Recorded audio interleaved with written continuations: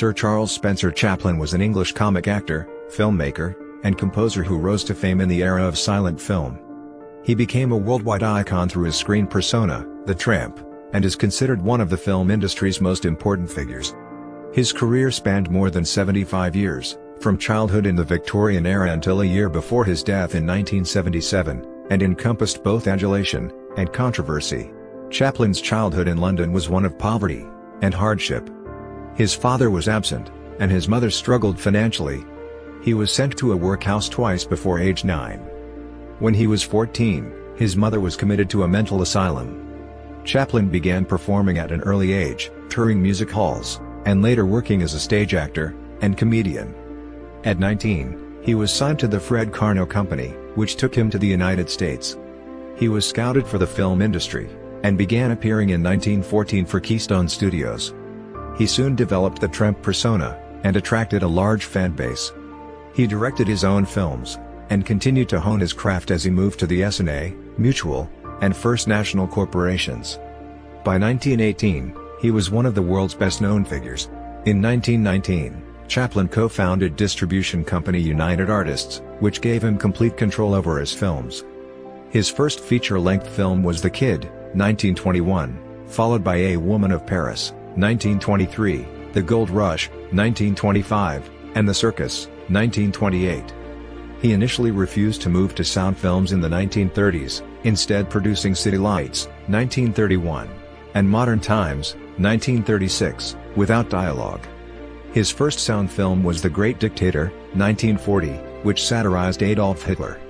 The 1940s were marked with controversy for Chaplin, and his popularity declined rapidly.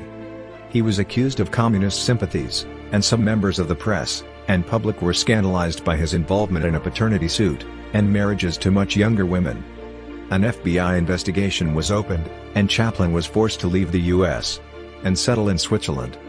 He abandoned the Tramp in his later films, which include Monsieur Verdoux, 1947, Limelight, 1952, A King in New York, 1957, and A Countess from Hong Kong, 1967. Chaplin wrote, directed, produced, edited, starred in, and composed the music for most of his films. He was a perfectionist, and his financial independence enabled him to spend years on the development and production of a picture. His films are characterized by slapstick combined with pathos, typified in the Tramp's struggles against adversity. Many contain social and political themes, as well as autobiographical elements. He received an honorary Academy Award for the incalculable effect he has had in making motion pictures the art form of this century in 1972, as part of a renewed appreciation for his work. He continues to be held in high regard, with The Gold Rush, City Lights, Modern Times, and The Great Dictator often ranked on lists of the greatest films. Charles Spencer Chaplin Jr. was born on April 16, 1889 to Hannah Chaplin, née Hill, and Charles Chaplin Sr. His paternal grandmother came from the Smith family, who belonged to Romany people. There is no official record of his birth, although Chaplin believed he was born at East Street, Walworth, in South London. His parents had married 4 years previously, at which time Charles Sr. became the legal guardian of Hannah's first son, Sidney John Hill. At the time of his birth, Chaplin's parents were both music hall entertainers. Hannah, the daughter of a shoemaker, had a brief and unsuccessful career under the stage name Lily Harley, while Charles Sr., a butcher's son, was a popular singer. Although they never divorced, Chaplin's parents were estranged by around 1891. The following year, Hannah gave birth to a third son, George Wheeler Dryden, fathered by the music hall entertainer Leo Dryden. The child was taken by Dryden at 6 months old, and did not re-enter Chaplin's life for 30 years. Chaplin's childhood was fraught with poverty and hardship, making his eventual trajectory the most dramatic of all the rags-to-riches stories ever told, according to his authorized biographer David Robinson. Chaplin's early years were spent with his mother and brother Sidney in the London district of Kennington.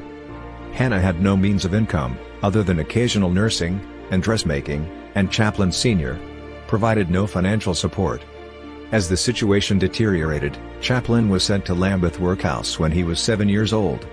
The council housed him at the Central London District School for Paupers, which Chaplin remembered as a forlorn existence. He was briefly reunited with his mother 18 months later, before Hannah was forced to readmit her family to the workhouse in July 1898. The boys were promptly sent to Norwood Schools, another institution for destitute children. In September 1898, Hannah was committed to Cane Hill Mental Asylum. She had developed a psychosis seemingly brought on by an infection of syphilis and malnutrition. For the 2 months she was there, Chaplin and his brother Sidney were sent to live with their father, whom the young boys scarcely knew. Charles Sr. was by then a severe alcoholic, and life there was bad enough to provoke a visit from the National Society for the Prevention of Cruelty to Children. Chaplin's father died 2 years later, at 38 years old, from cirrhosis of the liver. Hannah entered a period of remission but, in May 1903, became ill again. Chaplin, then 14, had the task of taking his mother to the infirmary, from where she was sent back to Cane Hill. He lived alone for several days, searching for food, and occasionally sleeping rough, until Sidney, who had joined the Navy 2 years earlier, returned. Hannah was released from the asylum 8 months later, but in March 1905, her illness returned, this time permanently. There was nothing we could do but accept poor mother's fate, Chaplin later wrote, and she remained in care until her death in 1928. Between his time in the poor schools, and his mother succumbing to mental illness, Chaplin began to perform on stage. He later recalled making his first amateur appearance at the age of 5 years, when he took over from Hannah one night in Aldershot. This was an isolated occurrence, but by the time he was 9 Chaplin had, with his mother's encouragement, grown interested in performing. He later wrote, "She imbued me with the feeling that I had some sort of talent." Through his father's connections, Chaplin became a member of the 8 Lancashire lads' clog dancing troupe, with whom he toured English music halls throughout 1899 and 1900. Chaplin worked hard, and the act was popular with audiences, but he was not satisfied with dancing, and wished to form a comedy act. In the years Chaplin was touring with the 8 Lancashire lads, his mother ensured that he still attended school but, by age 13, he had abandoned education. He supported himself with a range of jobs, while nursing his ambition to become an actor. At 14, shortly after his mother's relapse, he registered with a theatrical agency in London's West End. The manager sensed potential in Chaplin, who was promptly given his first role as a newsboy in Harry Arthur Sainsbury's Jim, A Romance of Cocaine. It opened in July 1903, but the show was unsuccessful, and closed after 2 weeks. Chaplin's comic performance, however, was singled out for praise in many of the reviews. Sainsbury secured a role for Chaplin in Charles Frohman's production of Sherlock Holmes, where he played Billy the page boy in 3 nationwide tours. His performance was so well received that he was called to London to play the role alongside William Gillette, the original Holmes. "It was like tidings from heaven," Chaplin recalled. At 16 years old, Chaplin starred in the play's West End production at the Duke of York's Theatre from October to December 1905. He completed one final tour of Sherlock Holmes in early 1906, before leaving the play after more than 2.5 years. Chaplin soon found work with a new company, and went on tour with his brother, who was also pursuing an acting career, in a comedy sketch called Repairs. In May 1906, Chaplin joined the juvenile act Casey's Circus, where he developed popular burlesque pieces, and was soon the star of the show. By the time the act finished touring in July 1907, the 18-year-old had become an accomplished comedic performer. He struggled to find more work, however, and a brief attempt at a solo act was a failure. Meanwhile, Sidney Chaplin had joined Fred Karno's prestigious comedy company in 1906, and, by 1908, he was one of their key performers. In February, he managed to secure a 2-week trial for his younger brother. Karno was initially wary, and considered Chaplin a pale, puny, sullen-looking youngster who looked much too shy to do any good in the theater. However, the teenager made an impact on his first night at the London Coliseum, and he was quickly signed to a contract. Chaplin began by playing a series of minor parts, eventually progressing to starring roles in 1909. In April 1910, he was given the lead in a new sketch, Jimmy the Fearless. It was a big success, and Chaplin received considerable press attention. Karno selected his new star to join the section of the company, one that also included Stan Laurel, that toured North America's vaudeville circuit. The young comedian headed the show, and impressed reviewers, being described as one of the best pantomime artists ever seen here. His most successful role was a drunk called the Inebriate Swell, which drew him significant recognition. The tour lasted 21 months, and the troupe returned to England in June 1912. Chaplin recalled that he had a disquieting feeling of sinking back into a depressing commonplaceness, and was, therefore, delighted when a new tour began in October. 6 months into the second American tour, Chaplin was invited to join the New York Motion Picture Company. A representative who had seen his performances thought he could replace Fred Mace, a star of their Keystone Studios who intended to leave. Chaplin thought the Keystone comedies a crude melange of rough and rumble, but liked the idea of working in films, and rationalized, besides, it would mean a new life. He met with the company, and signed a $150 per week contract in September 1913. Chaplin arrived in Los Angeles in early December, and began working for the Keystone Studio on January 5, 1914. Chaplin's boss was Max Sennett, who initially expressed concern that the 24-year-old looked too young. He was not used in a picture until late January, during which time Chaplin attempted to learn the processes of filmmaking. The one-reeler Making a Living marked his film acting debut, and was released on February 2, 1914. Chaplin strongly disliked the picture, but one review picked him out as a comedian of the first water. For his second appearance in front of the camera, Chaplin selected the costume with which he became identified. He described the process in his autobiography. "I wanted everything to be a contradiction, the pants baggy, the coat tight, the hat small, and the shoes large. I added a small mustache, which, I reasoned, would add age without hiding my expression. I had no idea of the character. But the moment I was dressed, the clothes, and the makeup made me feel the person he was. I began to know him, and by the time I walked on stage he was fully born." The film was Mabel's strange predicament, but the Tramp character, as it became known, debuted to audiences in Kid Auto Races at Venice, shot later than Mabel's strange predicament but released 2 days earlier on February 7, 1914. Chaplin adopted the character as his screen persona, and attempted to make suggestions for the films he appeared in. These ideas were dismissed by his directors. During the filming of his 11th picture, Mabel at the Wheel, he clashed with director Mabel Normand, and was almost released from his contract.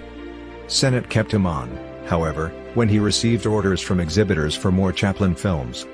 Sennett also allowed Chaplin to direct his next film himself after Chaplin promised to pay $1,500, $41,000 in 2021 dollars, if the film was unsuccessful. Caught in the Rain, issued May 4, 1914, was Chaplin's directorial debut, and was highly successful. Thereafter he directed almost every short film in which he appeared for Keystone, at the rate of approximately one per week, a period which he later remembered as the most exciting time of his career. Chaplin's films introduced a slower form of comedy than the typical Keystone farce, and he developed a large fan base. In November 1914, he had a supporting role in the first feature-length comedy film, Tilly's Punctured Romance, directed by Sennett, and starring Marie Dressler, which was a commercial success, and increased his popularity. When Chaplin's contract came up for a renewal at the end of the year, he asked for $1,000 a week, an amount Sennett refused as too large. The Essanay Film Manufacturing Company of Chicago sent Chaplin an offer of $1,250 a week with a signing bonus of $10,000. He joined the studio in late December 1914, where he began forming a stock company of regular players, actors he worked with again and again, including Ben Turpin, Leo White, Bud Jameson, Patty Maguire, Fred Goodwins, and Billy Armstrong. He soon recruited a leading lady, Edna Purviance, whom Chaplin met in a cafe, and hired on account of her beauty. She went on to appear in 35 films with Chaplin over 8 years. The pair also formed a romantic relationship that lasted into 1917. Chaplin asserted a high level of control over his pictures, and started to put more time and care into each film. There was a month-long interval between the release of his second production, A Night Out, and his third, The Champion. The final 7 of Chaplin's 14 Essanay films were all produced at this slower pace. Chaplin also began to alter his screen persona, which had attracted some criticism at Keystone for its mean, crude, and brutish nature. The character became more gentle and romantic. The Tramp, April 1915, was considered a particular turning point in his development. The use of pathos was developed further with The Bank, in which Chaplin created a sad ending. Robinson notes that this was an innovation in comedy films, and marked the time when serious critics began to appreciate Chaplin's work. At Essanay, writes film scholar Simon Luvish, Chaplin found the themes and the settings that would define the Tramp's world.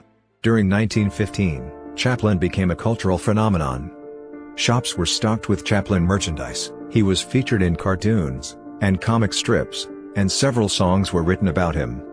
In July, a journalist for Motion Picture magazine wrote that Chaplinitis had spread across America. As his fame grew worldwide, he became the film industry's first international star. When the Essanay contract ended in December 1915, Chaplin, fully aware of his popularity, requested a $150,000 signing bonus from his next studio.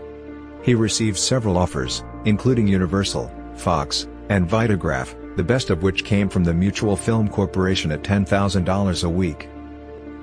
A contract was negotiated with Mutual that amounted to $670,000 a year, which Robinson says made Chaplin, at 26 years old, one of the highest paid people in the world. The high salary shocked the public, and was widely reported in the press. John R. Freuler, the studio president, explained, "We can afford to pay Mr. Chaplin this large sum annually because the public wants Chaplin, and will pay for him." Mutual gave Chaplin his own Los Angeles studio to work in, which opened in March 1916. He added two key members to his stock company, Albert Austin and Eric Campbell, and produced a series of elaborate two-reelers, The Floorwalker, The Fireman, The Vagabond, 1 A.M., and The Count. For The Pawnshop, he recruited the actor Henry Bergman, who was to work with Chaplin for 30 years. Behind the Screen and The Rink completed Chaplin's releases for 1916.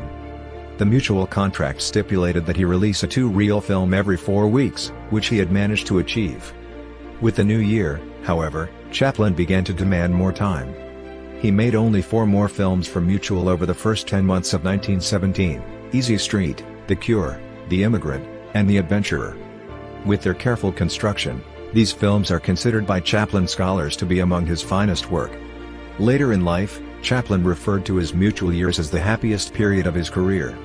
However, Chaplin also felt that those films became increasingly formulaic over the period of the contract, and he was increasingly dissatisfied with the working conditions encouraging that. Chaplin was attacked in the British media for not fighting in the First World War.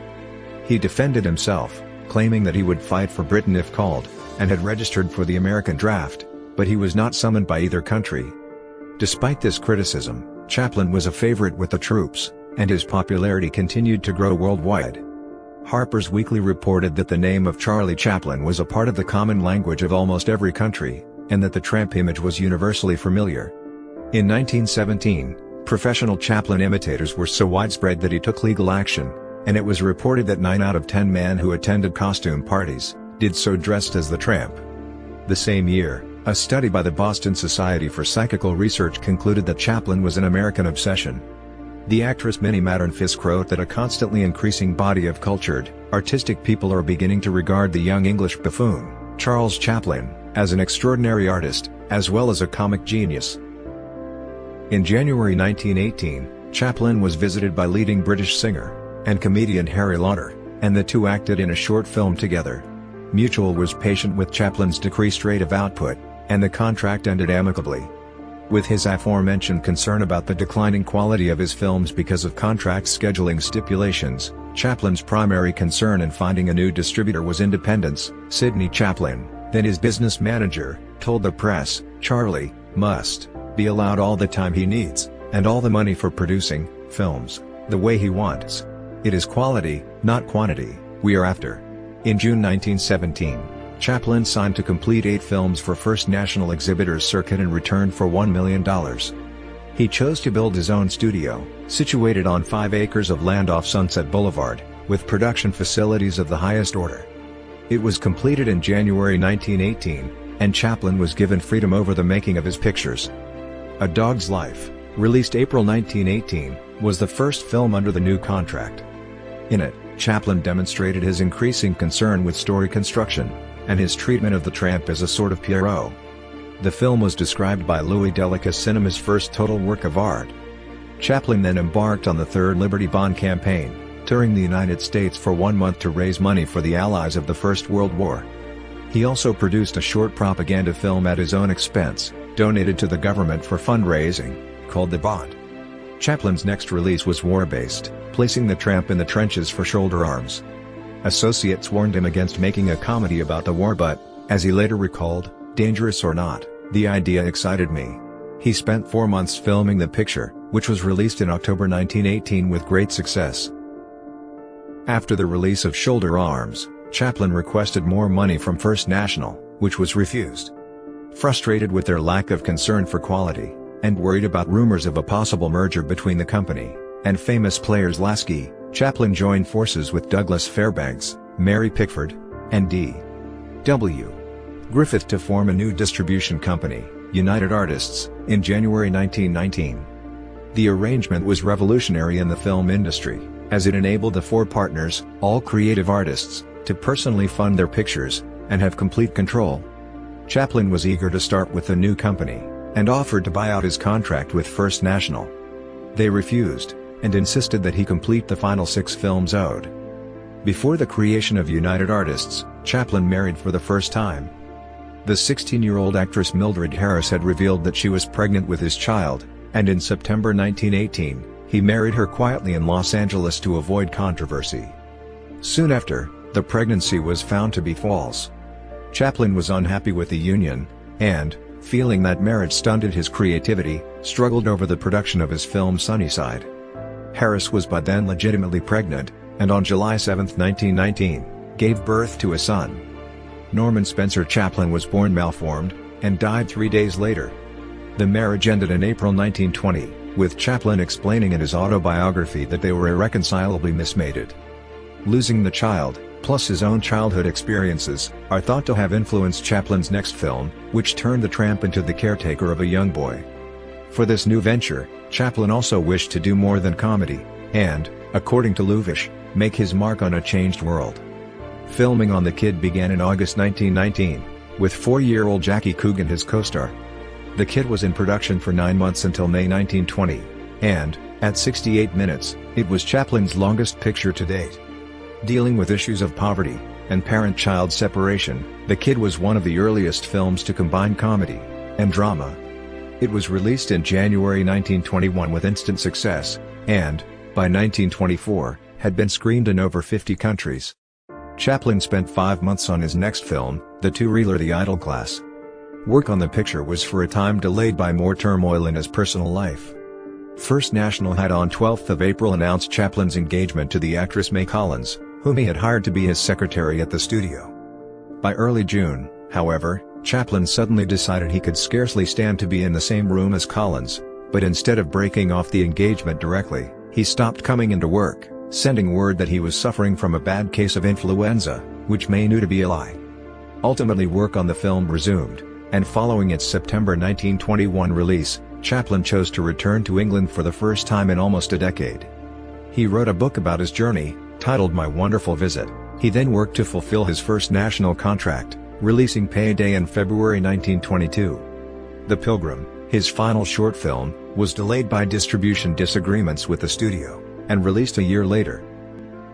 Having fulfilled his First National contract, Chaplin was free to make his first picture as an independent producer. In November 1922, he began filming A Woman of Paris, a romantic drama about ill-fated lovers. Chaplin intended it to be a star-making vehicle for Edna Purviance, and did not appear in the picture himself other than in a brief, uncredited cameo. He wished the film to have a realistic feel, and directed his cast to give restrained performances. In real life, he explained, men and women try to hide their emotions rather than seek to express them. A Woman of Paris premiered in September 1923, and was acclaimed for its innovative, subtle approach. The public, however, seemed to have little interest in a Chaplin film without Chaplin, and it was a box office disappointment. The filmmaker was hurt by this failure. He had long wanted to produce a dramatic film, and was proud of the result, and soon withdrew A Woman of Paris from circulation. Chaplin returned to comedy for his next project. Setting his standards high, he told himself this next film must be an epic. The greatest. Inspired by a photograph of the 1898 Klondike Gold Rush, and later the story of the Donner Party of 1846 to 1847, he made what Jeffrey McNabb calls an epic comedy out of grim subject matter.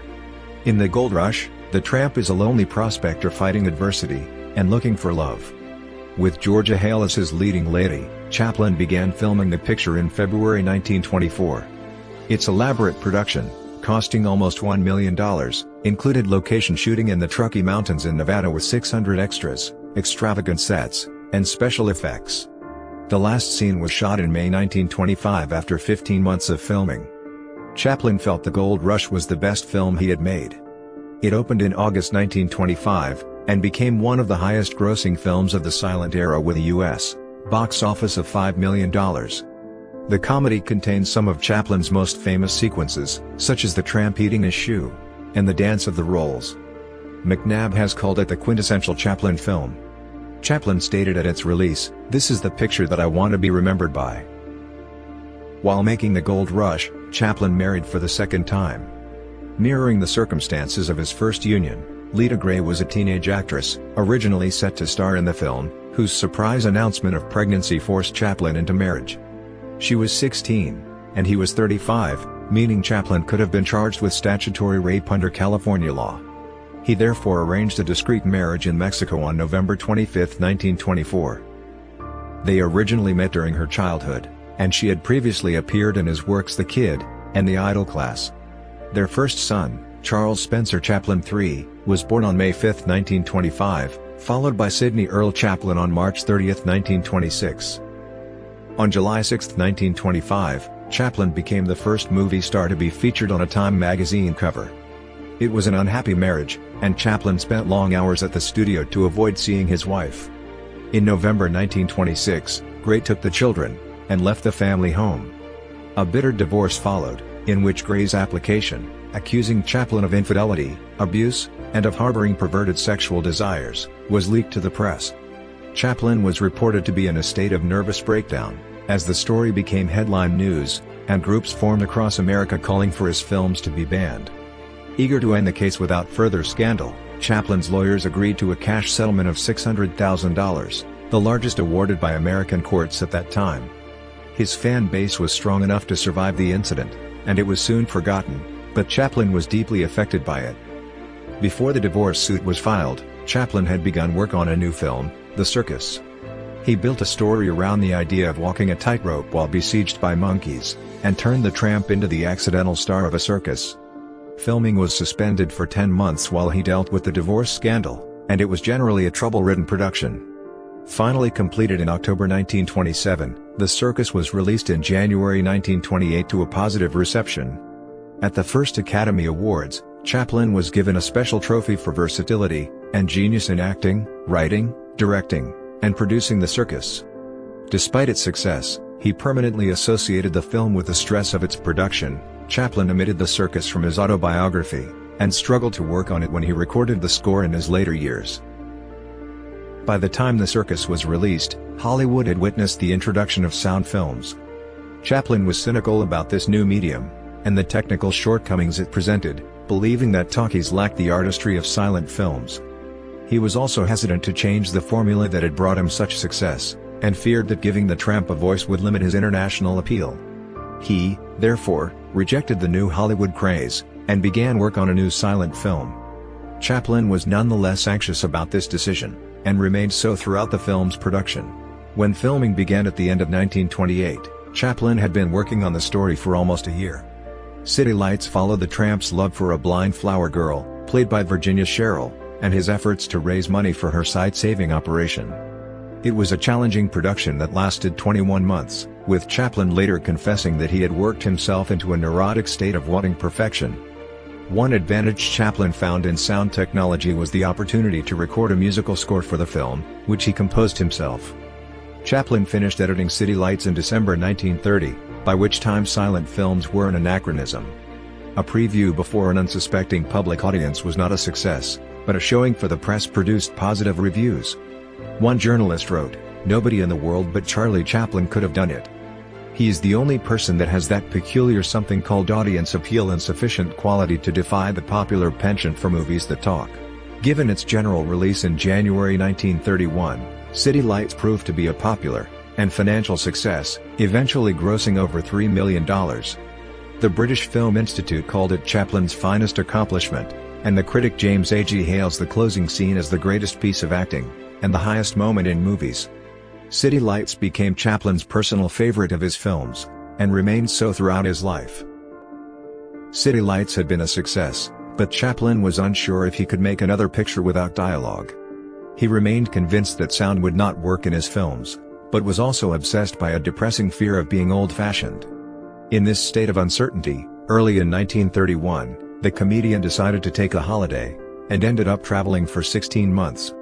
He spent months traveling Western Europe, including extended stays in France and Switzerland, and spontaneously decided to visit Japan. The day after he arrived in Japan, Prime Minister Inukai Tsuyoshi was assassinated by ultranationalists in the May 15 incident. The group's original plan had been to provoke a war with the United States by assassinating Chaplin at a welcome reception organized by the Prime Minister, but the plan had been foiled due to delayed public announcement of the event's date. In his autobiography, Chaplin recalled that on his return to Los Angeles, "I was confused, and without plan, restless, and conscious of an extreme loneliness." He briefly considered retiring, and moving to China. Chaplin's loneliness was relieved when he met 21-year-old actress Paulette Goddard in July 1932, and the pair began a relationship. He was not ready to commit to a film, however, and focused on writing a serial about his travels, published in Woman's Home Companion. The trip had been a stimulating experience for Chaplin, including meetings with several prominent thinkers, and he became increasingly interested in world affairs. The state of labor in America troubled him, and he feared that capitalism and machinery in the workplace would increase unemployment levels. It was these concerns that stimulated Chaplin to develop his new film. Modern Times was announced by Chaplin as a satire on certain phases of our industrial life. Featuring the Tramp and Goddard as they endure the Great Depression, it took 10.5 months to film. Chaplin intended to use spoken dialogue but changed his mind during rehearsals. Like its predecessor, Modern Times employed sound effects but almost no speaking. Chaplin's performance of a gibberish song did, however, give the Tramp a voice for the only time on film. After recording the music, Chaplin released Modern Times in February 1936. It was his first feature in 15 years to adopt political references and social realism, a factor that attracted considerable press coverage despite Chaplin's attempts to downplay the issue. The film earned less at the box office than his previous features, and received mixed reviews, as some viewers disliked the politicizing. Today, Modern Times is seen by the British Film Institute as one of Chaplin's great features, while David Robinson says it shows the filmmaker at his unrivaled peak as a creator of visual comedy. Following the release of Modern Times, Chaplin left with Goddard for a trip to the Far East. The couple had refused to comment on the nature of their relationship, and it was not known whether they were married or not. Sometime later, Chaplin revealed that they married in Canton during this trip. By 1938, the couple had drifted apart, as both focused heavily on their work, although Goddard was again his leading lady in his next feature film, The Great Dictator. She eventually divorced Chaplin in Mexico in 1942, citing incompatibility and separation for more than a year. The 1940s saw Chaplin face a series of controversies, both in his work and in his personal life, which changed his fortunes and severely affected his popularity in the United States. The first of these was his growing boldness in expressing his political beliefs. Deeply disturbed by the surge of militaristic nationalism in 1930s world politics, Chaplin found that he could not keep these issues out of his work. Parallels between himself and Adolf Hitler had been widely noted. The pair were born 4 days apart, both had risen from poverty to world prominence, and Hitler wore the same mustache style as Chaplin. It was this physical resemblance that supplied the plot for Chaplin's next film, The Great Dictator, which directly satirized Hitler and attacked fascism. Chaplin spent 2 years developing the script, and began filming in September 1939, 6 days after Britain declared war on Germany. He had submitted to using spoken dialogue, partly out of acceptance that he had no other choice, but also because he recognized it as a better method for delivering a political message. Making a comedy about Hitler was seen as highly controversial, but Chaplin's financial independence allowed him to take the risk. "I was determined to go ahead," he later wrote, "for Hitler must be laughed at." Chaplin replaced the Tramp, while wearing similar attire, with a Jewish barber, a reference to the Nazi Party's belief that he was Jewish. In a dual performance, he also played the dictator Adenoid Hinkel, a parody of Hitler. The Great Dictator spent a year in production, and was released in October 1940.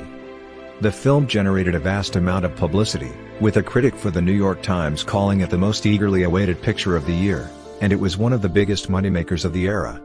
The ending was unpopular, however, and generated controversy.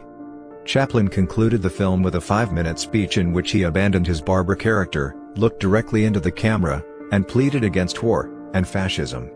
Charles J. Mallon has identified this overt preaching as triggering a decline in Chaplin's popularity, and writes, "Henceforth, no movie fan would ever be able to separate the dimension of politics from his star image." Nevertheless, both Winston Churchill and Franklin D. Roosevelt liked the film, which they saw at private screenings before its release. Roosevelt subsequently invited Chaplin to read the film's final speech over the radio during his January 1941 inauguration, with the speech becoming a hit of the celebration. Chaplin was often invited to other patriotic functions to read the speech to audiences during the years of the war. The Great Dictator received 5 Academy Award nominations, including Best Picture, Best Original Screenplay, and Best Actor. In the mid-1940s, Chaplin was involved in a series of trials that occupied most of his time, and significantly affected his public image. The troubles stemmed from his affair with an aspiring actress named Joan Barry, with whom he was involved intermittently between June 1941 and the autumn of 1942. Barry, who displayed obsessive behavior, and was twice arrested after they separated, reappeared the following year, and announced that she was pregnant with Chaplin's child. As Chaplin denied the claim, Barry filed a paternity suit against him. The director of the Federal Bureau of Investigation, FBI, J. Edgar Hoover, who had long been suspicious of Chaplin's political leanings, used the opportunity to generate negative publicity about him. As part of a smear campaign to damage Chaplin's image, the FBI named him in 4 indictments related to the Barry case. Most serious of these was an alleged violation of the Mann Act, which prohibits the transportation of women across state boundaries for sexual purposes. Historian Otto Friedrich called this an absurd prosecution of an ancient statute, yet if Chaplin was found guilty, he faced 23 years in jail.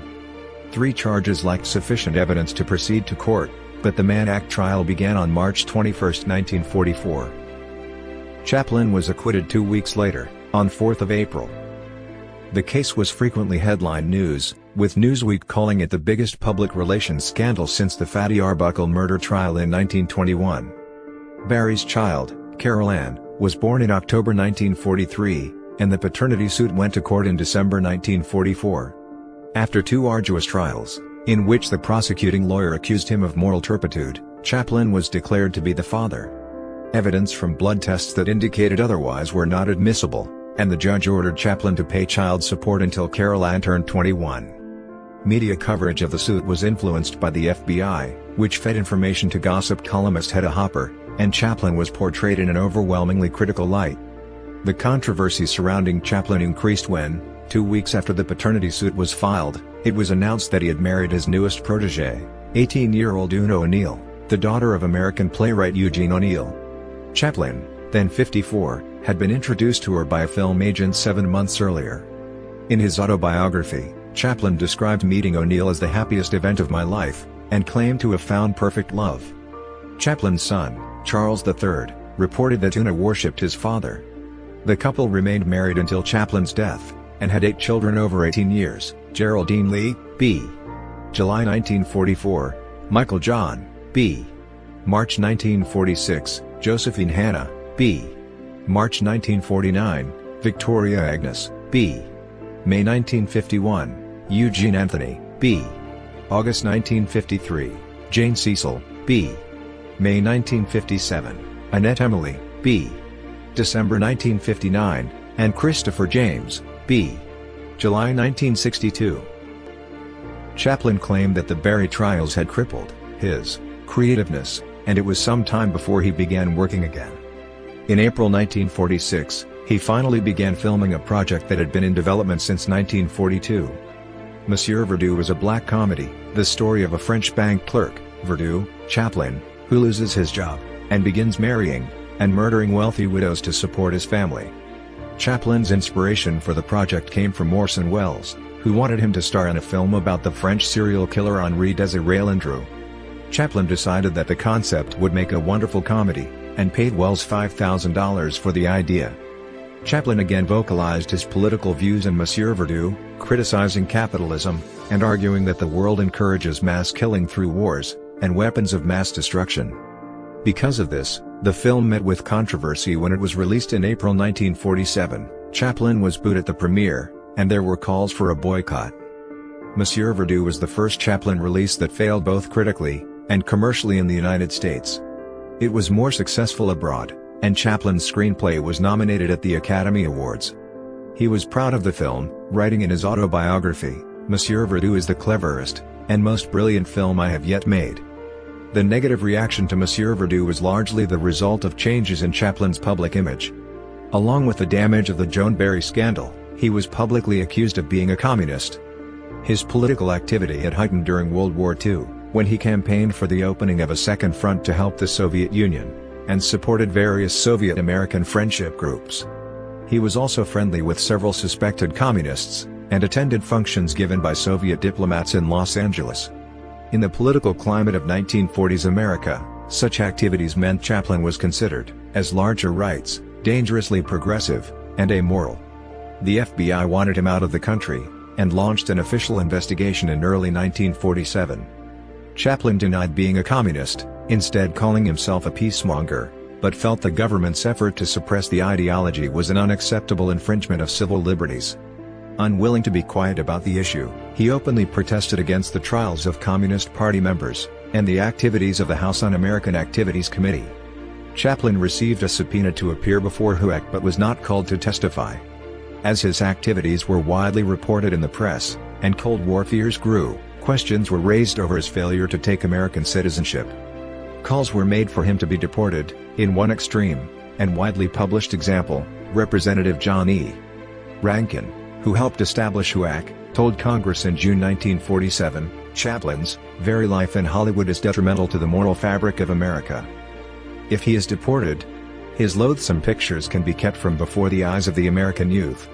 He should be deported, and gotten rid of at once." In 2003, declassified British archives belonging to the British Foreign Office revealed that George Orwell secretly accused Chaplin of being a secret communist, and a friend of the USSR. Chaplin's name was one of 35 Orwell gave to the Information Research Department, IRD, a secret British Cold War propaganda department which worked closely with the CIA, according to a 1949 document known as Orwell's List. Chaplin was not the only actor in America Orwell accused of being a secret communist. He also described American civil rights leader, and actor Paul Robeson as being anti-white. Although Chaplin remained politically active in the years following the failure of Monsieur Verdoux, his next film, about a forgotten music hall comedian, and a young ballerina in Edwardian London, was devoid of political themes. Limelight was heavily autobiographical, alluding not only to Chaplin's childhood, and the lives of his parents, but also to his loss of popularity in the United States. The cast included various members of his family, including his 5 oldest children, and his half-brother, Wheeler Dryden. Filming began in November 1951, by which time Chaplin had spent 3 years working on the story.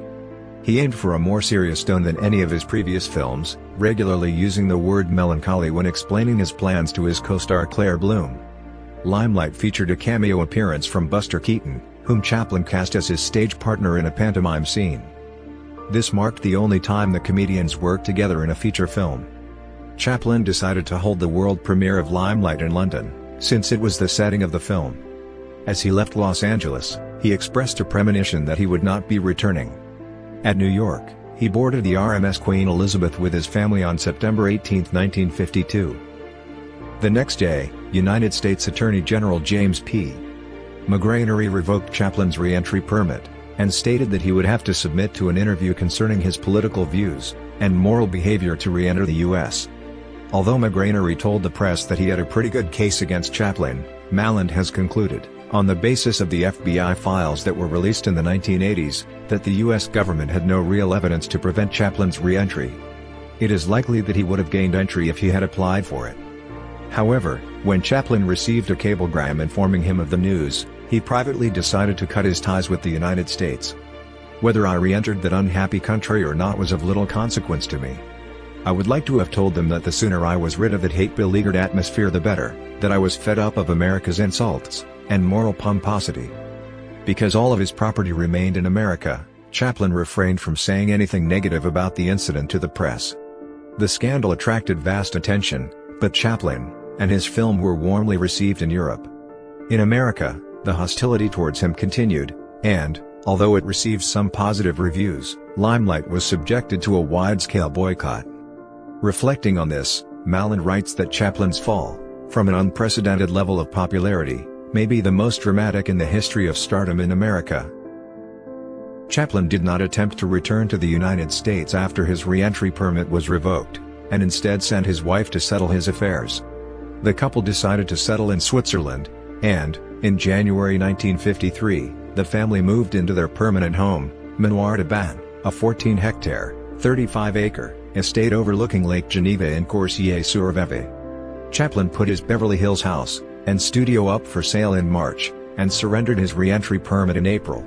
The next year, his wife renounced her U.S. citizenship, and became a British citizen.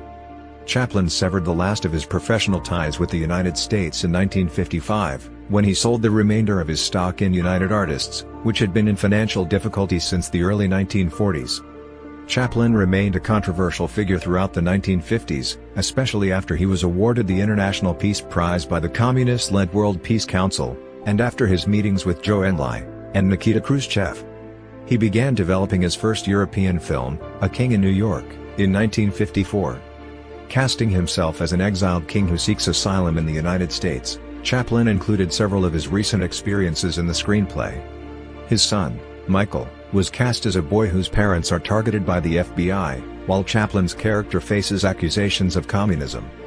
The political satire parodied HUAC, and attacked elements of 1950s culture, including consumerism, plastic surgery, and widescreen cinema. In a review, the playwright John Osborne called it Chaplin's most bitter, and most openly personal film.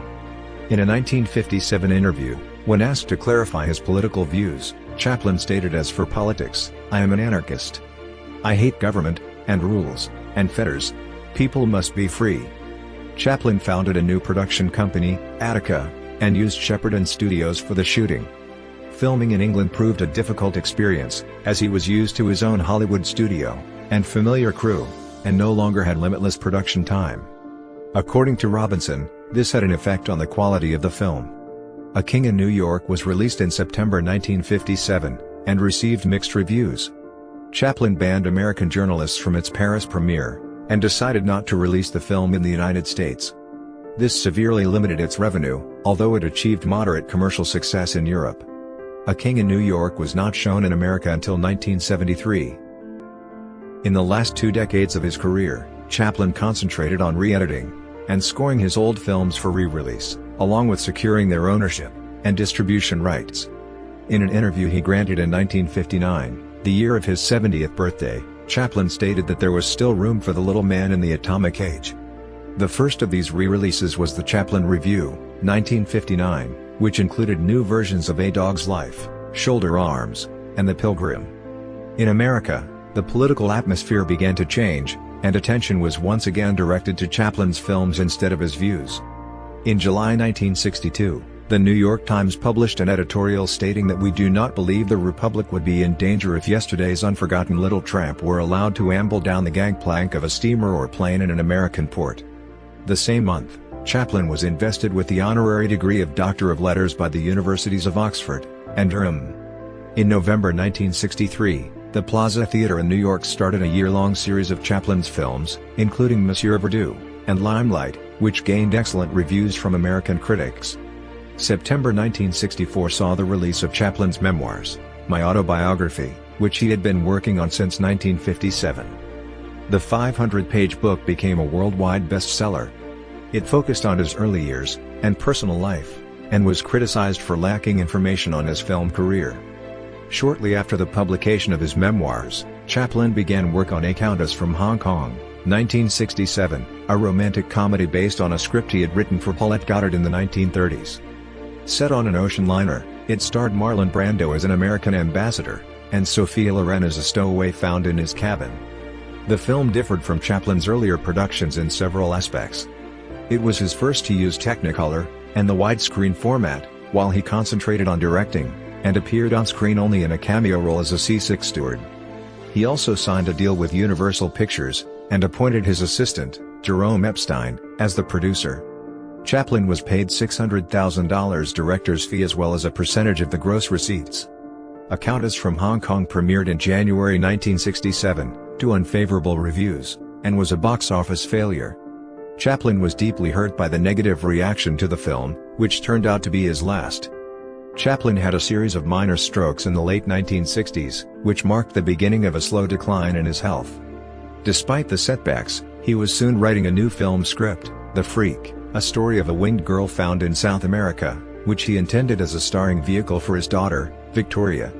His fragile health prevented the project from being realized. In the early 1970s, Chaplin concentrated on re-releasing his old films, including The Kid, and The Circus. In 1971, he was made a Commander of the National Order of the Legion of Honor at the Cannes Film Festival. The following year, he was honored with a special award by the Venice Film Festival. In 1972, the Academy of Motion Picture Arts and Sciences offered Chaplin an honorary award, which Robinson sees as a sign that America wanted to make amends. Chaplin was initially hesitant about accepting but decided to return to the U.S. for the first time in 20 years. The visit attracted a large amount of press coverage, and, at the Academy Awards Gala, he was given a 12-minute standing ovation, the longest in the Academy's history. Visibly emotional, Chaplin accepted his award for the incalculable effect he has had in making motion pictures the art form of this century. Although Chaplin still had plans for future film projects, by the mid-1970s he was very frail. He experienced several further strokes, which made it difficult for him to communicate, and he had to use a wheelchair. His final projects were compiling a pictorial autobiography, My Life in Pictures, 1974, and scoring A Woman of Paris for re-release in 1976. He also appeared in a documentary about his life, The Gentleman Tramp, 1975, directed by Richard Patterson. In the 1975 New Year honors, Chaplin was awarded a knighthood by Queen Elizabeth II, though he was too weak to kneel, and received the honor in his wheelchair. By October 1977, Chaplin's health had declined to the point that he needed constant care. In the early morning of Christmas Day 1977, Chaplin died at home after having a stroke in his sleep. He was 88 years old. The funeral, on 27th of December, was a small and private Anglican ceremony, according to his wishes. Chaplin was interred in the Coursier-sur-Vevey cemetery. Among the film industry's tributes, director René Clair wrote, "He was a monument of the cinema, of all countries, and all times. The most beautiful gift the cinema made to us." Actor Bob Hope declared, "We were lucky to have lived in his time." Chaplin left more than $100 million to his widow. On March 1, 1978, Chaplin's coffin was dug up, and stolen from its grave by Roman warders, and Gancho Gonov. The body was held for ransom in an attempt to extort money from his widow, Una Chaplin. The pair were caught in a large police operation in May, and Chaplin's coffin was found buried in a field in the nearby village of Noville. It was reinterred in the Coursier Cemetery in a reinforced concrete vault. Chaplin believed his first influence to be his mother, who entertained him as a child by sitting at the window and mimicking passers-by. "It was through watching her that I learned not only how to express emotions with my hands and face, but also how to observe and study people." Chaplin's early years in music hall allowed him to see stage comedians at work. He also attended the Christmas pantomimes at Drury Lane, where he studied the art of clowning through performers like Dan Leno.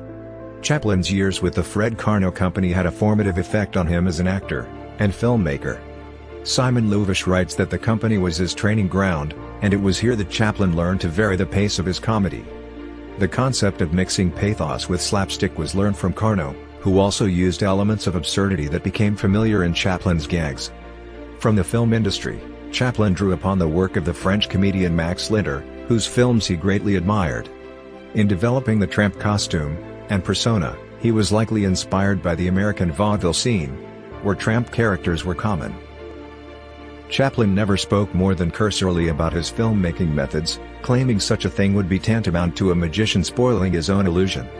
Little was known about his working process throughout his lifetime, but research from film historians, particularly the findings of Kevin Brownlow and David Gill that were presented in the three-part documentary Unknown Chaplin, 1983, has since revealed his unique working method. Until he began making spoken dialogue films with The Great Dictator, 1940, Chaplin never shot from a completed script. Many of his early films began with only a vague premise, for example Charlie Enters a Health Spa or Charlie Works in a Pawn Shop.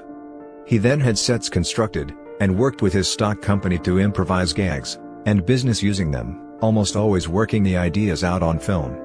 As ideas were accepted and discarded, a narrative structure would emerge, frequently requiring Chaplin to reshoot an already completed scene that might have otherwise contradicted the story.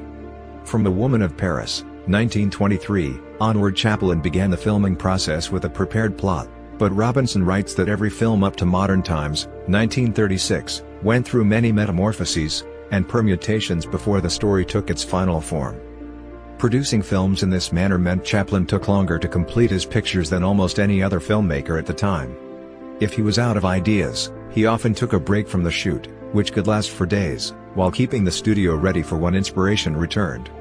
Delaying the process further was Chaplin's rigorous perfectionism. According to his friend Ivor Montague, nothing but perfection would be right for the filmmaker. Because he personally funded his films, Chaplin was at liberty to strive for this goal, and shoot as many takes as he wished. The number was often excessive, for instance 53 takes for every finished take in The Kid, 1921. For The Immigrant, 1917, a 20-minute short, Chaplin shot 40,000 feet of film, enough for a feature length. Describing his working method as sheer perseverance to the point of madness, Chaplin would be completely consumed by the production of a picture. Robinson writes that even in Chaplin's later years, his work continued to take precedence over everything and everyone else. The combination of story improvisation and relentless perfectionism, which resulted in days of effort and thousands of feet of film being wasted, all at enormous expense, often proved taxing for Chaplin, who, in frustration, would lash out at his actors and crew. Chaplin exercised complete control over his pictures, to the extent that he would act out the other roles for his cast, expecting them to imitate him exactly. He personally edited all of his films, trawling through the large amounts of footage to create the exact picture he wanted. As a result of his complete independence, he was identified by the film historian Andrew Sarris as one of the first auteur filmmakers. Chaplin did receive help from his longtime cinematographer Roland Tothrow, brother Sidney Chaplin, and various assistant directors such as Harry Crocker and Charles Reisner. While Chaplin's comedic style is broadly defined as slapstick, it is considered restrained and intelligent, with the film historian Philip Kemp describing his work as a mix of deft, balletic physical comedy and thoughtful, situation-based gags. Chaplin diverged from conventional slapstick by slowing the pace and exhausting each scene of its comic potential, with more focus on developing the viewer's relationship to the characters. Unlike conventional slapstick comedies, Robinson states that the comic moments in Chaplin's films center on the tramp's attitude to the things happening to him. The humor does not come from the tramp bumping into a tree, but from his lifting his hat to the tree in apology. Dan Kamen writes that Chaplin's quirky mannerisms and serious demeanor in the midst of slapstick action are other key aspects of his comedy, while the surreal transformation of objects and the employment of in-camera trickery are also common features. His signature style consisted of gestural idiosyncrasies like askew derby hat, drooping shoulders, deflated chest, and dangling arms, and tilted back pelvis to enrich the comic persona of his tramp character. His shabby but neat clothing and incessant grooming behavior, along with his geometrical walk and movement, gave his on-screen characters a puppet-like quality. Chaplin's silent films typically follow the tramp's efforts to survive in a hostile world. The character lives in poverty and is frequently treated badly, but remains kind and upbeat. Defying his social position, he strives to be seen as a gentleman. As Chaplin said in 1925, the whole point of the little fellow is that no matter how down on his ass he is, no matter how well the jackals succeed in tearing him apart, he's still a man of dignity. The tramp defies authority figures and gives as good as he gets, leading Robinson and Luvish to see him as a representative for the underprivileged, an everyman-turned-heroic savior. Hans Meyer notes that several of Chaplin's films end with the homeless and lonely tramp walking, optimistically, into the sunset to continue his journey. The infusion of pathos is a well-known aspect of Chaplin's work, and Larcher notes his reputation for inducing laughter and tears. Sentimentality in his films comes from a variety of sources, with Luvish pinpointing personal failure, society's strictures, economic disaster, and the elements. Chaplin sometimes drew on tragic events when creating his films, as in the case of The Gold Rush, 1925, which was inspired by the fate of the Donner Party. Constance B. Kuriyama has identified serious underlying themes in the early comedies, such as greed, The Gold Rush, and loss, The Kid. Chaplin also touched on controversial issues: immigration, The Immigrant, 1917, illegitimacy, The Kid, 1921, and drug use, Easy Street, 1917. He often explored these topics ironically, making comedy out of suffering. Social commentary was a feature of Chaplin's films from early in his career, as he portrayed the underdog in a sympathetic light, and highlighted the difficulties of the poor. Later, as he developed a keen interest in economics, and felt obliged to publicize his views, Chaplin began incorporating overtly political messages into his films.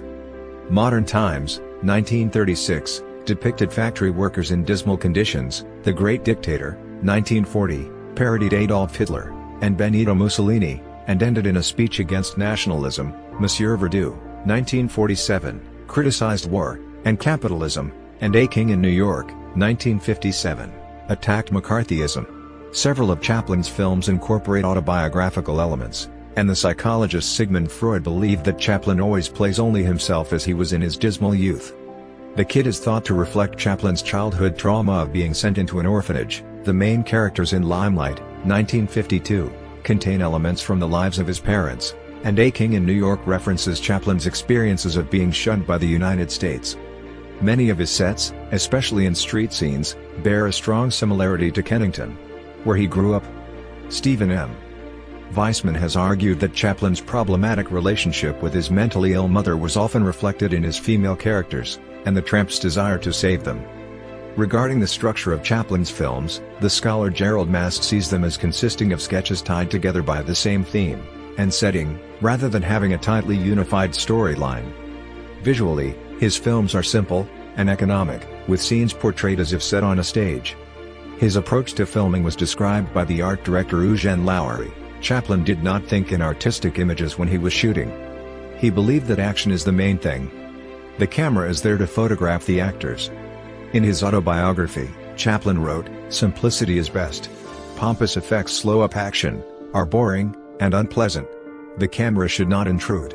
This approach has prompted criticism, since the 1940s, for being old-fashioned, while the film scholar Donald McCaffrey sees it as an indication that Chaplin never completely understood film as a medium. Kamen, however, comments that Chaplin's comedic talent would not be enough to remain funny on screen if he did not have an ability to conceive and direct scenes specifically for the film medium. Chaplin developed a passion for music as a child, and taught himself to play the piano, violin, and cello. He considered the musical accompaniment of a film to be important, and from A Woman of Paris onwards he took an increasing interest in this area. With the advent of sound technology, Chaplin began using a synchronized orchestral soundtrack, composed by himself, for City Lights, 1931.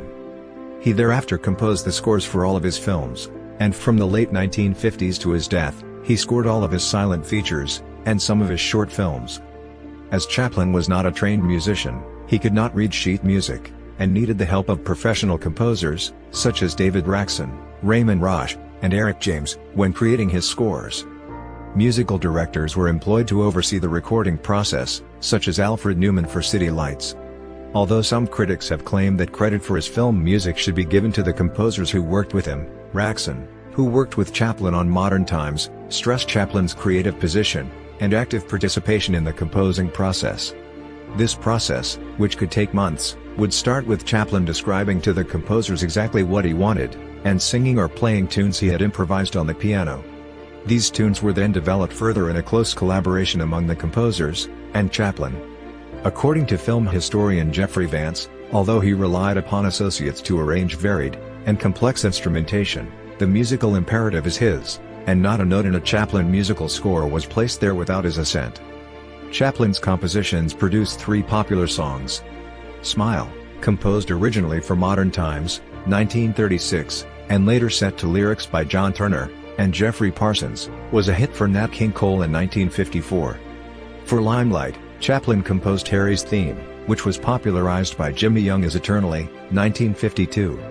Finally, This Is My Song, performed by Petula Clark for A Countess from Hong Kong, 1967, reached #1 on the UK and other European charts. Chaplin also received his only competitive Oscar for his composition work, as the Limelight theme won an Academy Award for Best Original Score in 1973 following the film's re-release. In 1998, the film critic Andrew Sarris called Chaplin arguably the single most important artist produced by the cinema, certainly its most extraordinary performer, and probably still its most universal icon. He is described by the British Film Institute as a towering figure in world culture, and was included in Time magazine's list of the 100 most important people of the 20th century for the laughter he brought to millions, and because he more or less invented global recognizability, and helped turn an industry into an art. In 1999, the American Film Institute ranked Chaplin as the 10th greatest male star of classic Hollywood cinema.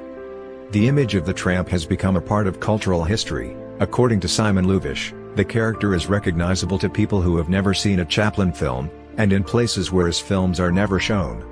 The critic Leonard Maltin has written of the unique and indelible nature of the Tramp, and argued that no other comedian matched his worldwide impact.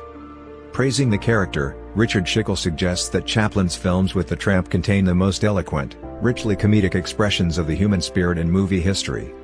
Memorabilia connected to the character still fetches large sums in auctions. In 2006, a bowler hat and a bamboo cane that were part of the Tramp's costume were bought for $140,000 in a Los Angeles auction. As a filmmaker, Chaplin is considered a pioneer, and one of the most influential figures of the early 20th century. He is often credited as one of the medium's first artists. Film historian Mark Cousins has written that Chaplin changed not only the imagery of cinema, but also its sociology and grammar, and claims that Chaplin was as important to the development of comedy as a genre as D.W. Griffith was to drama. He was the first to popularize feature-length comedy, and to slow down the pace of action, adding pathos and subtlety to it.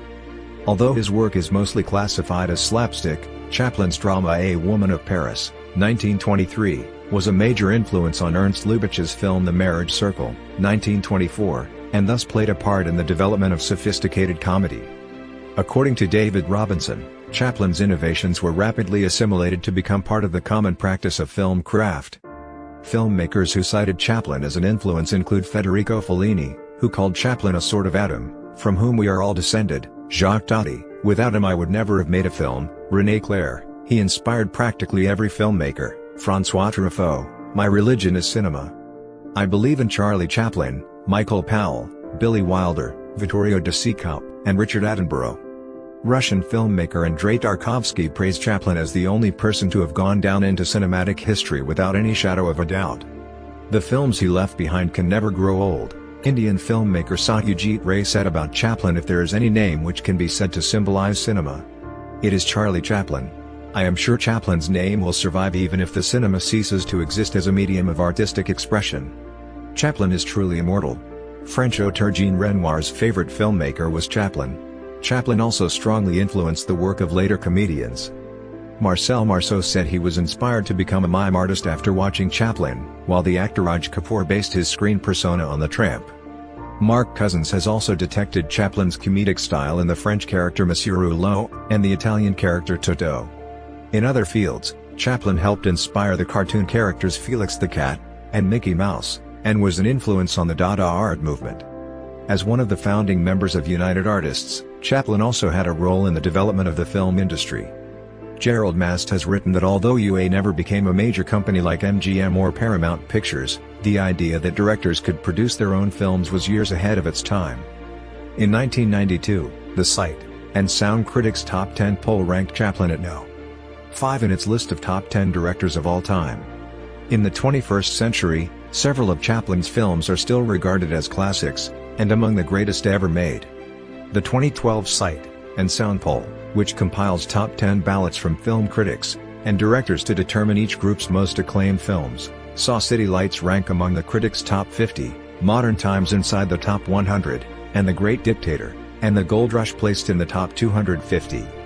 The top 100 films as voted on by directors included Modern Times at number 22, City Lights at number 30, and The Gold Rush at number 91.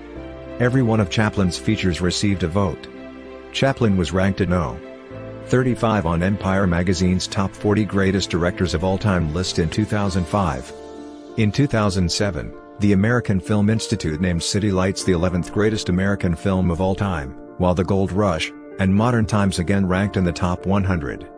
Books about Chaplin continue to be published regularly, and he is a popular subject for media scholars and film archivists.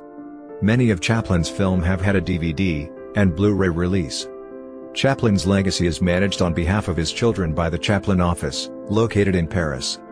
The office represents Association Chaplin, Founded by some of his children to protect the name, image, and moral rights to his body of work, Roy Export SAS, which owns the copyright to most of his films made after 1918, and Bubbles Incorporated SA, which owns the copyrights to his image and name. Their central archive is held at the Archives of Montreux, Switzerland, and scanned versions of its contents, including 83,630 images, 118 scripts, 976 manuscripts, 7,756 letters, and thousands of other documents, are available for research purposes at the Chaplin Research Center at the Cineteca di Bologna. The photographic archive, which includes approximately 10,000 photographs from Chaplin's life and career, is kept at the Musée de l'Élysée in Lausanne, Switzerland. The British Film Institute has also established the Charles Chaplin Research Foundation, and the first International Charles Chaplin Conference was held in London in July 2005. Elements for many of Chaplin's films are held by the Academy Film Archive as part of the Roy Export Chaplin collection. Chaplin's final home, Manoir de Banancourt-sur-Vevey, Switzerland, has been converted into a museum named Chaplin's World. It opened on April 17, 2016 after 15 years of development, and is described by Reuters as an interactive museum showcasing the life and works of Charlie Chaplin. On the 128th anniversary of his birth, a record-setting 662 people dressed as the Tramp in an event organized by the museum. Previously, the Museum of the Moving Image in London held a permanent display on Chaplin, and hosted a dedicated exhibition to his life and career in 1988. The London Film Museum hosted an exhibition called Charlie Chaplin, The Great Londoner, from 2010 until 2013. In London, a statue of Chaplin as the Tramp, sculpted by Jean Doubleday, and unveiled in 1981, is located in Leicester Square. The city also includes a road named after him in central London, Charlie Chaplin Walk, which is the location of the BFI IMAX. There are 9 blue plaques memorialising Chaplin in London, Hampshire, and Yorkshire. In Canning Town, East London, the Gandhi Chaplin Memorial Garden, opened by Chaplin's granddaughter Una Chaplin in 2015, commemorates the meeting between Chaplin and Mahatma Gandhi at a local house in 1931. The Swiss town of Vevey named a park in his honor in 1980, and erected a statue there in 1982. In 2011, 2 large murals depicting Chaplin on 2 14-story buildings were also unveiled in Vevey. Chaplin has also been honored by the Irish town of Waterville, where he spent several summers with his family in the 1960s. A statue was erected in 1998. Since 2011, the town has been host to the annual Charlie Chaplin Comedy Film Festival, which was founded to celebrate Chaplin's legacy and to showcase new comic talent. In other tributes, a minor planet, 3623 Chaplin, discovered by Soviet astronomer Lyudmila Karachkina in 1981, is named after Charlie. Throughout the 1980s, the Tramp image was used by IBM to advertise their personal computers. Chaplin's 100th birthday anniversary in 1989 was marked with several events around the world, and on April 15, 2011, a day before his 122nd birthday, Google celebrated him with a special Google Doodle video on its global and other country-wide homepages. Chaplin is the subject of a biographical film, Chaplin, 1992, directed by Richard Attenborough, and starring Robert Downey Jr. in the title role, and Geraldine Chaplin playing Hannah Chaplin. He is also a character in the historical drama film The Cat's Meow, 2001, played by Eddie Izzard, and in the made-for-television movie The Scarlett O'Hara War, 1980, played by Clive Revill. A television series about Chaplin's childhood, Young Charlie Chaplin, ran on PBS in 1989, and was nominated for an Emmy Award for Outstanding Children's Program. The French film The Price of Fame, 2014, is a fictionalized account of the robbery of Chaplin's grave. Chaplin's life has also been the subject of several stage productions. 2 musicals, Little Tramp and Chaplin, were produced in the early 1990s. In 2006, Thomas Meehan and Christopher Curtis created another musical, Limelight, the story of Charlie Chaplin, which was first performed at the La Jolla Playhouse in San Diego in 2010. It was adapted for Broadway 2 years later, retitled Chaplin, a Musical. Chaplin was portrayed by Robert McClure in both productions. In 2013, 2 plays about Chaplin premiered in Finland, Chaplin at the Svenska Teatern, and Kulkuri, the Tramp, at the Tampere Workers' Theatre. Chaplin has also been characterized in literary fiction.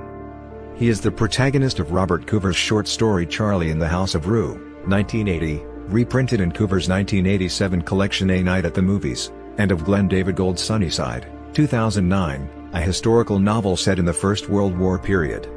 A Day in Chaplin's Life in 1909 is dramatized in the chapter titled Modern Times in Alan Moore's Jerusalem, 2016, a novel set in the author's hometown of Northampton, England. Chaplin was brought to life in a comic strip bearing his name that ran for 30 years in the British pre-war humorous comic Funny Wonder. Begun in 1915, the strip was drawn primarily by Bertie Brown. It was one of the earliest comic strips inspired by the popularity of a celebrity. A similar strip, Charlie Chaplin's Comic Capers, by Stuart Carruthers, and later Elsie C. Seeger, was syndicated in the United States from March 29, 1915, until September 16, 1917. In France in 1922, Raoul Thoman created the comic strip Les Aventures Acrobatiques de Charlotte, Charlotte's Acrobatic Adventures. Thoman's strip ran in French children's magazines for nearly 20 years. Charlotte's comic strip adventures were continued by other artists, lasting until 1963. Chaplin received many awards and honors, especially later in life. In the 1975 New Year Honors, he was appointed a Knight Commander of the Order of the British Empire, KBE. He was also awarded honorary Doctor of Letters degrees by the University of Oxford, and the University of Durham in 1962. In 1965, he and Ingmar Bergman were joint winners of the Erasmus Prize, and, in 1971, he was appointed a Commander of the National Order of the Legion of Honor by the French government. From the film industry, Chaplin received a special Golden Lion at the Venice Film Festival in 1972, and a Lifetime Achievement Award from the Lincoln Center Film Society the same year. The latter has since been presented annually to filmmakers as the Chaplin Award. Chaplin was given a star on the Hollywood Walk of Fame in 1972, having been previously excluded because of his political beliefs.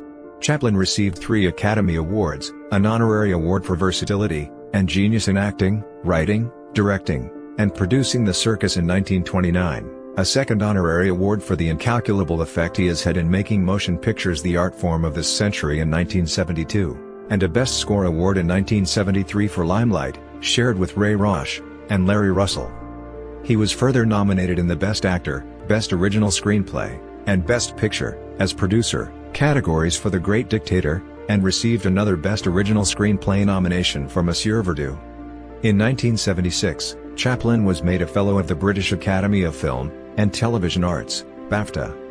6 of Chaplin's films have been selected for preservation in the National Film Registry by the United States Library of Congress: The Immigrant, 1917, The Kid, 1921, The Gold Rush, 1925, City Lights, 1931, Modern Times, 1936, and The Great Dictator, 1940.